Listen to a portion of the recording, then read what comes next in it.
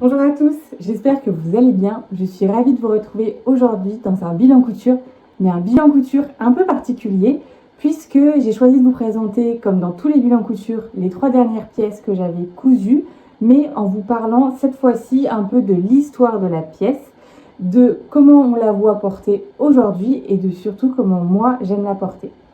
Au programme, j'ai prévu de vous parler de robe chasuble, de polaire et d'une jupe courte en jean. N'hésitez pas à m'indiquer en commentaire si ce format vous plaît. Et sans plus tarder, on va commencer avec la robe chasuble.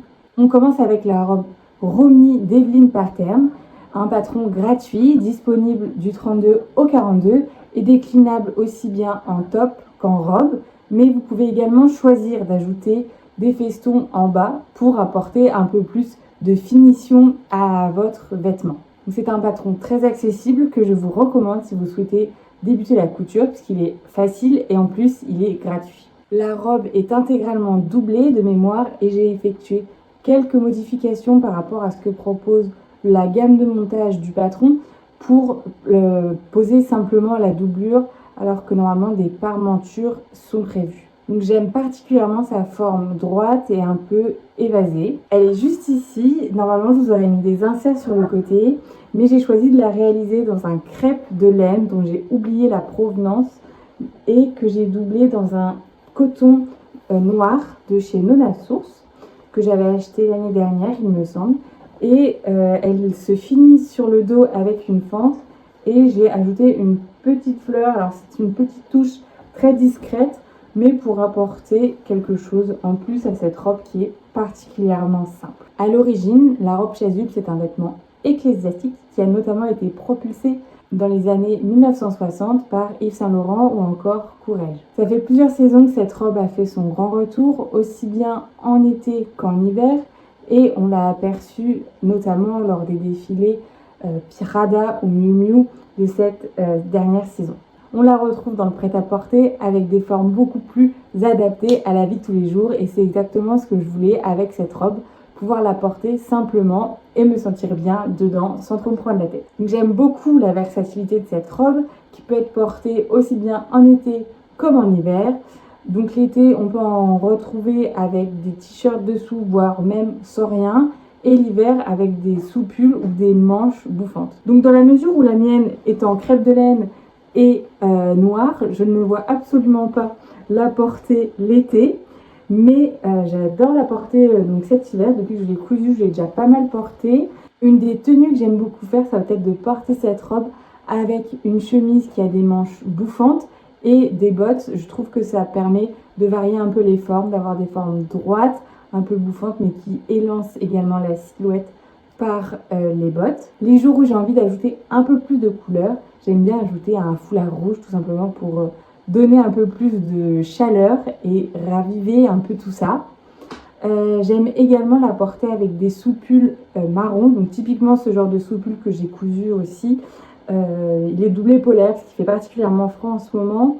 Mais donc ça avec cette robe marron, alors c'est vrai que c'est un peu terne, mais c'est facile pour tous les jours. Et cette fois-ci par contre, pour couper le côté un peu trop petite fixage, si je puis dire, je vais aller la porter avec des talons pour rehausser un peu cette tenue. On change à présent totalement d'univers puisqu'on peut passer à la polaire que j'ai cousue. Donc il s'agit de la polaire Let It Snow de Isa in Stitches. Cette fois-ci, c'est un patron payant qui va être disponible du XS au triple XL et qui est normalement un patron pour hommes. Mais la créatrice vous explique dans la vidéo explicative comment vous pouvez adapter le patron pour que ça devienne un patron pour femmes. Il me semble qu'il y a uniquement à supprimer 30 cm de longueur à ce niveau-là et ça fait un patron pour femmes. Contrairement au patron habituel, aucun livret d'explication n'est fourni.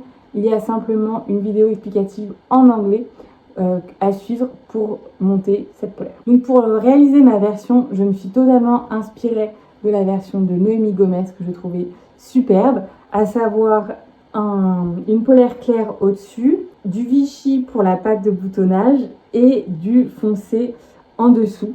Et j'ai également réalisé 2 autres versions, une pour mon copain qui est bleu exactement comme elle l'a fait pour son copain et une qui est blanche et bleu marine pour mon père et cette fois-ci j'ai changé la patte de boutonnage par le zip. J'ai choisi donc des tissus polaires en synthétique et des pressions que j'avais dans mon stock.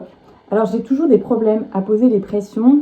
Ces pressions-là que j'avais, ce sont des pressions Bohin spécial tissu lourd parce que j'avais peur que les tissus fins ne conviennent pas à mon tissu. Mais en fait, celles-ci ne conviennent pas non plus à mon tissu puisque j'ai peur de déchirer mon tissu si j'ouvre ces pressions, donc je ne les ouvre jamais. Et dans le même sens, du coup, je ne vais pas fermer celle-ci parce que j'ai peur de ne pas pouvoir les rouvrir. Donc au niveau de la protection du cou, avoir posé ces pressions perd un peu de son sens. C'est pourquoi sur la version de mon père, j'ai ajouté un zip. Et il faudrait trouver des pressions adaptées à son tissu et pas faire comme moi et prendre un tissu épais alors que ça reste du coton que j'ai tout simplement thermocollé. Donc par rapport au patron du commerce que j'ai l'habitude de coudre, j'ai trouvé que les finitions étaient un peu moins sympathiques puisque on va avoir par exemple le surjet qui va venir se finir au niveau du biais, que ce soit au niveau des manches mais également au niveau du bas. Et je trouve que c'est dommage. D'habitude, les manches vont être finies surjetées et le biais va être par-dessus. Alors que là, donc c'est vraiment simplifié. Ce qui fait par contre qu'on voit le surjet ici. Sur la version que j'ai fait pour mon père, je l'ai fait proprement en fait. Donc j'ai d'abord surjeté, puis j'ai posé mon biais pour que ce soit propre. Et je sais pas pourquoi je ne l'ai pas faite sur la mienne, mais ça aurait été pas beaucoup plus compliqué finalement. Ça ne m'empêche pas du tout de la porter très souvent, notamment pour rester à la maison. Donc c'est des couleurs qu'on retrouve beaucoup cet automne, le marron, les déclinaisons de marron et de beige, enfin surtout le marron au chocolat. C'est des couleurs que j'adore. Donc je suis ravie de pouvoir en porter. Et en plus, comme j'adore ces couleurs, je vais avoir pas mal de choses avec lesquelles les assortir et c'est assez facile comme ça de composer son dressing. Donc la veste polaire à l'origine c'est un vêtement de sport qui a été créé dans les années 80. C'est un tissu synthétique et en fait son créateur a cherché à imiter les propriétés de la laine mais à moindre coût. C'est pourquoi il s'est tourné vers du synthétique. La polaire va ensuite rentrer progressivement dans le vestiaire quotidien de tous et notamment avec la fameuse polaire Patagonia dont je pense ce patron est un peu inspiré, notamment avec les découpes des couleurs et la patte de boutonnage au milieu. Aujourd'hui, on va pouvoir trouver des gens qui portent les polaires en décalé, donc en mélangeant un peu les styles, à savoir le style sportswear avec par exemple une jupe, des bottes, ce genre de choses. Alors, c'est pas du tout le style que j'aime, qui je trouve qui me va. Donc moi, je ne la porte jamais comme ça. Je me laisse au côté basique en fait de ce vêtement parce que de base je l'ai faite pour partir en voyage. Donc de mon côté je vais la porter tout simplement avec un jean, une paire de baskets et une veste quand je veux sortir et ça me convient totalement. C'est vraiment devenu un basique en fait de ma garde-robe depuis que je l'ai cousu pour les jours où je sais que je vais rester à la maison, où je vais aller faire 2-3 courses au supermarché. Et je trouve que c'est agréable de porter des vêtements à l'intérieur dans lesquels on se sent bien. Alors, on termine ce bilan couture avec la jupe Arlette de ma petite fabrique, qui est un patron disponible du 32 au 52 et qui propose de multiples déclinaisons. Alors, je ne vais pas toutes vous les énumérer puisqu'il y en a beaucoup. Je vous mettrai le dessin technique à côté. Et de mon côté, j'ai choisi de la réaliser en version courte, puisqu'en fait à l'origine j'avais cousu dans ce tissu jean, un jean, le jean Sunshine de I.Am Pattern, mais lorsque je l'ai fini j'ai trouvé qu'il ne m'allait pas du tout. C'est pourquoi j'ai décidé de recouper ce jean pour en faire une jupe et donc je me suis forcément tournée vers la version courte pour que ça rentre dans mes découpes de jean. Donc sur ma jupe on va retrouver des découpes. Alors il y en a qui étaient prévues par le patron, mais celles sur les côtés n'étaient pas toutes prévues. Mais j'ai dû un peu retravailler mon tissu pour que tout rentre.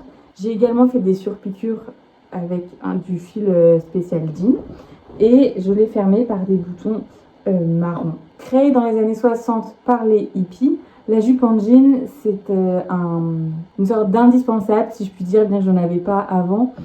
Celle-ci, qui existe aussi bien en version longue qu'en version courte, qu'on peut porter été comme hiver. Donc elle est vraiment très versatile et elle va s'adapter à toutes les saisons.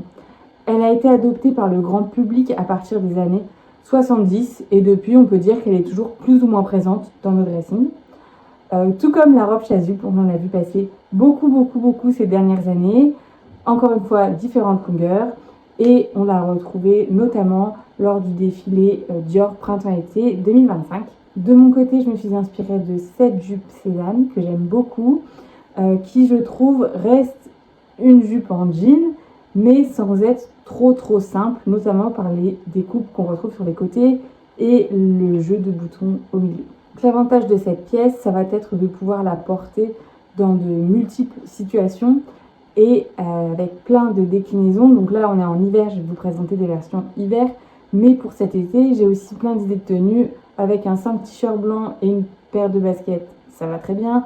Avec une chemise et une paire de sandales, c'est très bien aussi. Donc on peut vraiment la porter de plein de façons différentes. Je me suis limitée ici à vous présenter 2 tenues, parce que je pense qu'on peut en faire énormément avec ce genre de jupe. Donc l'une des tenues que j'aime beaucoup faire avec cette jupe, ça va être simplement de l'associer avec la façon dont je suis habillée aujourd'hui. Donc ce petit top sans manches avec ce que j'ai tricoté moi-même, avec ce sous-pull encore une fois, et cette jupe, j'adore. Et des bottes parce qu'elle est assez courte et comme il fait froid en ce moment je la porte qu'avec des bottes. Et la deuxième tenue, donc toujours avec mes bottes parce qu'il fait toujours froid.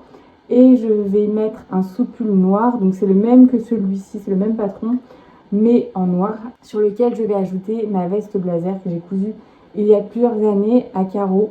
J'aime bien le mélange que ça apporte, ça fait un peu vintage je trouve, et c'est un style qui me plaît beaucoup en ce moment. Donc c'est vrai que ces tenues peuvent sembler légères pour la saison, mais ce que j'aime faire de mon côté, ça va être superposer 2 paires de collants. Ça va pas être gênant au porté de la jupe, ça rajoute pas d'épaisseur en fait, sauf que ça va venir vous tenir plus chaud et ce qui est très appréciable. Voilà pour le premier épisode de cette série qui est un peu à cheval entre bilan couture et histoire de la mode parce que ça m'intéresse énormément.